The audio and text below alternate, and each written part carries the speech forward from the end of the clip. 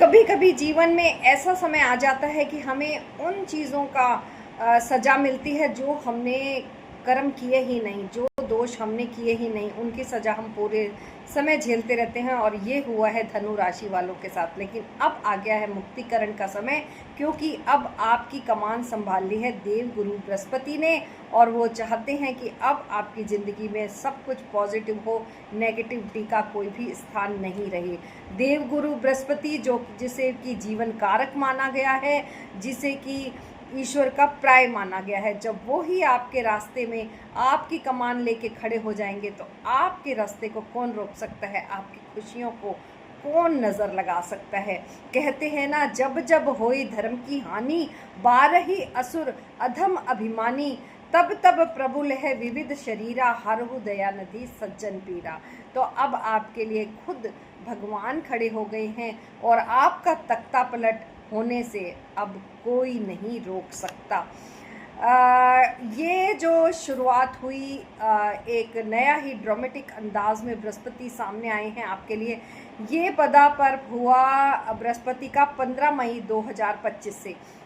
सप्तम भाव में ये होना चाहिए, ये था कि आपकी तरक्की होनी चाहिए थी, आपको बहुत मान सम्मान मिलना चाहिए था, आपके पास धन आना चाहिए था, लेकिन ऐसा नहीं हुआ क्योंकि बृहस्पति थे आद्रा नक्षत्र में और उन पर नज़र थी राहु की। और जहाँ पर राहु आ जाए भाई, वहाँ पे भय भ्रम क्रोध होना तो बिल्कुल ही ज़रूरी है, वहाँ होगा ही। बृहस्पति हैं सीधे साधे, उन्हें सिर्फ चाहिए दाल चावल नमक रोटी सब्जी, लेकिन यहाँ पर उनको माहौल नहीं मिला और उनको दानवी माहौल मिला, जिसका असर किस पे हुआ? जातक पे हुआ, धनु राशि के जातक पे हुआ, और वो दुख प्राप्त करते रहे। लेकिन बृहस्पति को ये माहौल असहनीय हो गया और 20 जुलाई से उन्होंने ये कहना शुरू कर दिया जी कि मैं बहुत गलत माहौल में हूँ, जिसके कारण मेरा जातक गलत माहौल में है, मुझे अब यहाँ से निकलना चाहिए। और उन्होंने कमान संभाल ली धनु राशि वाले जातकों की। यहीं पे पदार्पण एक अच्छाई का होना शुरू हुआ। यहाँ पर शुक्राचार्य जी जो हैं वो सप्तम भाव पर उनसे मिलते हैं। देवता के गुरु बृहस्पति और असुरों के गुरु कौन? शुक्राचार्य जी। दोनों का मिलन होता है सप्तम भाव में और उनके बीच में मीटिंग होती है। अब ये धनु राशि वालों का आप देखिए, धनु राशि वालों शायद मिरर का वो चल रहा है रिफ्लेक्शन। यहाँ पर शनि है, यहाँ पर गुरु और शनि है। यहाँ थे शनि, आगे बढ़ गए, गुरु 7वें में थे और 8वें में आना शुरू हो गए, और राहु 11वें में बैठे हैं, जो कि नज़र अभी भी लगा रहे हैं। लेकिन क्योंकि बृहस्पति ने कमान संभाल ली है तो अब आपका बुरा कौन कर सकता है? कोई नहीं कर सकता। अब शुक्राचार्य से इनकी मंत्रणा होती है और उन्होंने कहा कि मैं अब इस माहौल से अपने जातकों को निकालूंगा ही निकालूंगा। लेकिन शुक्राचार्य जी हामी भी भरते हैं और वो ये साथ में कहते हैं कि 7 नंबर में जो राशि मूल त्रिकोण में है उसको कुछ नहीं करना, वो नहीं बिगाड़ना, और इनकी मीटिंग में सेटलमेंट हो जाता है और धनी राशि वालों को लाभ का स्थान मिलना शुरू हो जाता है। अब इनको समर्थन में लेना था बृहस्पति को, राहु और शनि को। तो राहु जो है नक्षत्र पे हैं और बृहस्पति नक्षत्र से मुक्त हो गए हैं, तो राहु को नवम दृष्टि भी दे रहे हैं। इसके कारण क्या होगा? जो राहु है वो आपका कोई बिगाड़ खाता नहीं कर पाएगा, क्योंकि वो नक्षत्र में है, कर सकते थे, लेकिन बृहस्पति ने उनको नवम दृष्टि से देखना शुरू कर दिया। अब राहु वाचाल होकर आपको कोई दुख नहीं देंगे।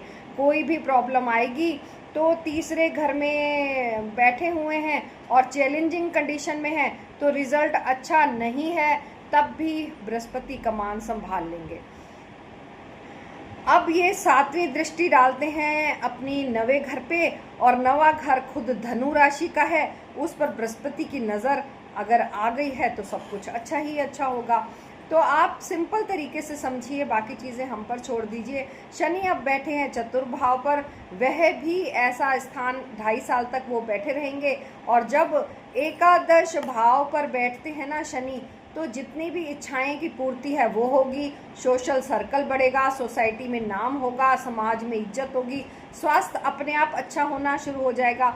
बृहस्पति क्योंकि एकादश भाव पे बैठ गए और उन्होंने मोहर लगा दी है कि मैं तो अब धनु राशि वालों का अच्छा करके ही रहूँगा। उन्होंने आपका दायरा बढ़ा देना है, उन्होंने आपकी इनकम सोर्सेस बढ़ा देनी है और आपका करेज और आपकी साहस को बढ़ा देना है, और कर्मा भी आप करने लग जाएंगे और बड़े साहसी तरीके से अब आप आगे बढ़ें, अपने कर्म करें, क्योंकि बृहस्पति अब आपके साथ हैं। राहु शनि आपका कुछ नहीं बिगाड़ सकते। भय और भ्रम राहु ने डाल रखा था, जिसके कारण जो है आप आगे ही नहीं बढ़ना चाह रहे थे। भय और भ्रम के कारण आप अपना स्टेप ही नहीं उठाना चाह रहे थे, लेकिन ऐसा नहीं है। अब आप अपने भय को दूर कीजिए, राहु की होगी ऐसी तैसी, और बृहस्पति जो हैं अब उनको डरा कर रखेंगे, क्योंकि गुरु जब तक शिष्य को ना डराए शिष्य अच्छा काम नहीं करता। और यहाँ पर गुरु ने अब राहु को डराना शुरू कर दिया है। गुरु की नवी दृष्टि जो है वो मार्केटिंग वालों को, आईआईटी वालों को, सॉफ्टवेयर वालों को, सेल्स वालों को, जो मॉडल हैं वो जो सिनेमा में हैं, जो उन सब को फ़ायदा होगा। जो ये मोबाइल से काम कर रहे हैं धनु राशि वाले, जो सेल्स में हैं, उन सभी को बहुत फ़ायदा होने वाला है, क्योंकि बृहस्पति ने अपना स्थान परिवर्तन कर लिया है।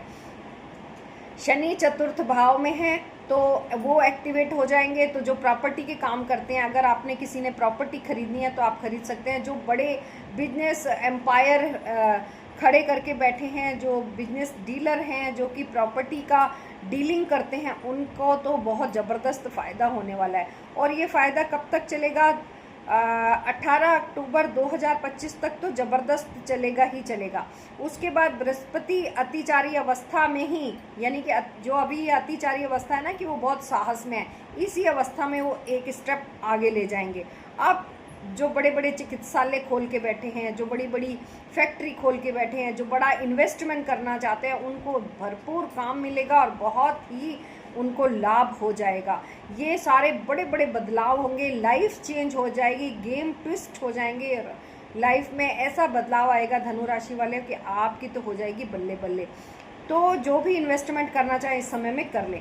बड़े बदलाव 5 दिसंबर तक 2 महीने की इनकी योग साधना रहेगी, जिससे कि आप जो है वो बड़ी बड़ी चीज़ों में इन्वेस्ट कर देंगे।